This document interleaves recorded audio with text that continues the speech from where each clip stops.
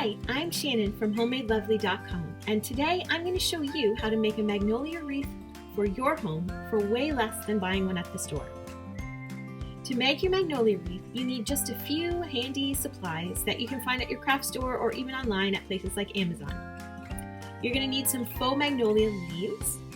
For those, you can either take apart one cheapy magnolia wreath, or grab yourself 10 or so magnolia stems, or 2 or 3 magnolia leaf garlands, or 3 to 4 packages of magnolia leaves.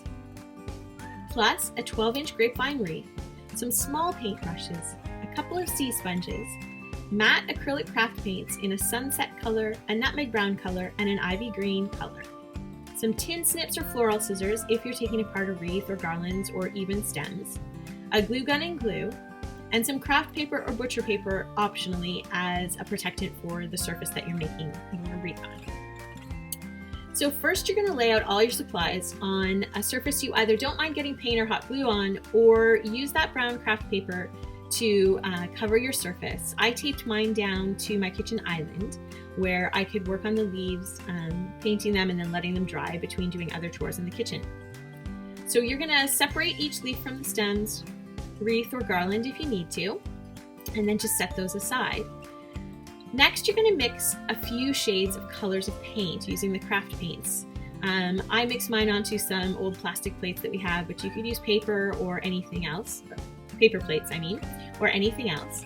You're going to want to use an 100% sort of a dark chocolate color, a mix of that dark chocolate of 50% and 50% antique gold, which is like the sunset color I mentioned, a mix of 75% dark chocolate and 25% antique gold, 100% of the olive green or the ivy green that you have, and then a mix of 50% olive green and 50% antique gold, and a mix of 75% olive green and 25% antique gold. That gives you 6 shades of paint that you can use from those 3 packages of craft paint. Next, you're going to paint your leaves. You're going to paint some in each of the 6 colors, sort of an even amount, maybe not as many brown ones as green ones, but a same sort of ratio. You're going to want to double check the original as you're going through and painting this, just to get a good balance of the colors, just like the original wreath.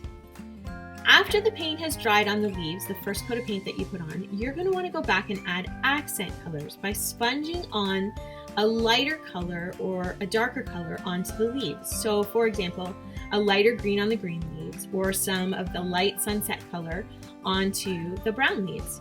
Paying particular attention to get the paint onto the edges and the ends of the leaves where the color is more accented.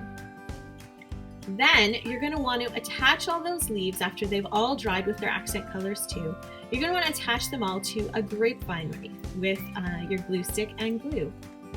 So you're going to work your way around the wreath, filling in from side to side, all in the same general direction, but working around the wreath to cover the whole grapevine wreath to make your magnolia wreath. Make sure you step back every once in a while or hold your wreath up to make sure there's no gaps in it. If there are, go back and fill them in with some more leaves. And then you have a finished magnolia wreath. And you can hang your magnolia wreath in a lot of places. On a mirror, for example, or over your fireplace mantle, on a window, on the back of a chair, on a bookshelf, or a kitchen cupboard door. You could hang them on an inside door or an outside door if it's protected. Mine is, in this picture, it's on top of a tobacco wreath in our living room, but it also spends a good deal of time on our range hood cover in our kitchen. So there you have how to make a magnolia wreath for much less than it costs to buy one at the store. For more projects, come and join me at homemadelovely.com. Until next time.